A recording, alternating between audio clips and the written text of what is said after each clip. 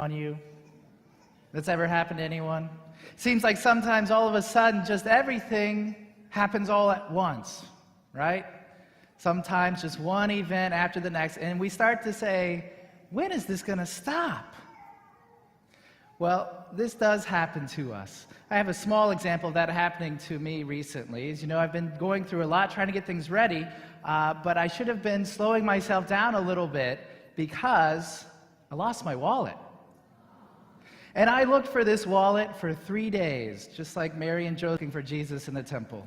And I said the prayer, Tony, Tony, look around, something's lost and can't be found. And it still was not found. So I had, eventually, to cancel all my credit cards and to get a new driver's license.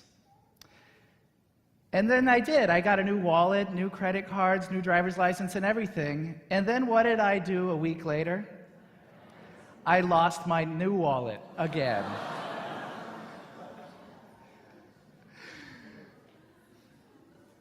This time, though, it fell into the hands of a good Samaritan, and I got it back.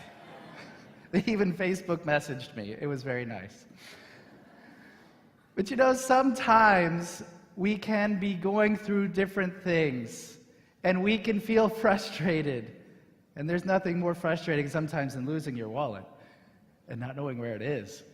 But what's more important for us is not what's in our wallet, or even where is our wallet, but what's in our heart. And where is your heart? What's in God's heart?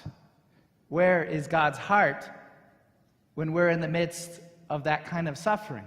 We're in the midst of trials, when we're in the midst of that dark cloud following us wherever we're going. That's what happened in our readings today for these two widows we hear about. They'd already gone through hardships.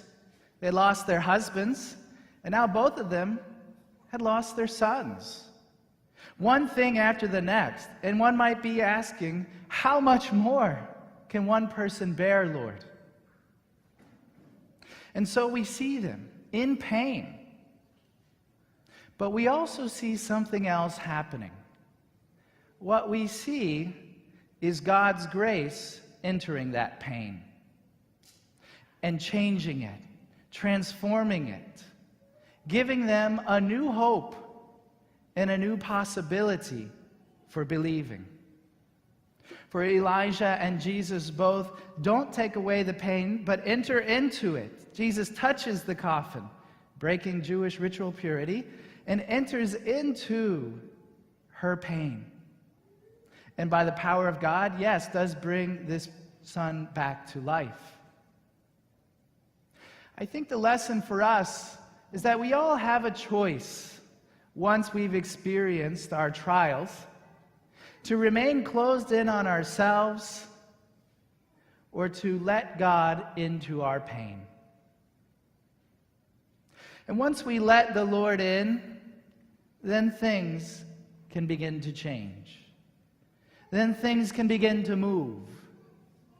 Then new things can begin to bud forth. But as long as we remain closed in on ourselves, not sharing our pain with one another and with the Lord, we'll remain struggling, asking that question why, and never having any consolation or love to guide us. It's a challenge for us, but the Lord wants to enter into our lives, and He wants to give us that newness of life that only He can give. But think about it. If you're saying, well, look, He raised this boy back to life, He took away the pain. But remember, that boy once again, even though raised back to life, one day he will die again. And what then? What was the purpose of Jesus' miracle? What was the purpose of any of the miracles in the gospel? If all of the people that Jesus brought back to life eventually would fall asleep again, what was the point? The point is belief in God. Belief in His power, belief in His ways, belief in His wisdom, in His logic, belief in Jesus Christ, who is the way, the truth, and the life. It's a lesson that every Christian is called to learn, to believe more in God than we do in the world that we even see with our eyes. This was what happened to St. Paul, who in our second reading talks about how he became a new man. He formerly tried to destroy the Christians. And then all of a sudden, now he's their greatest leader. He's the chosen one to lead the church. And he says this is not of human origin.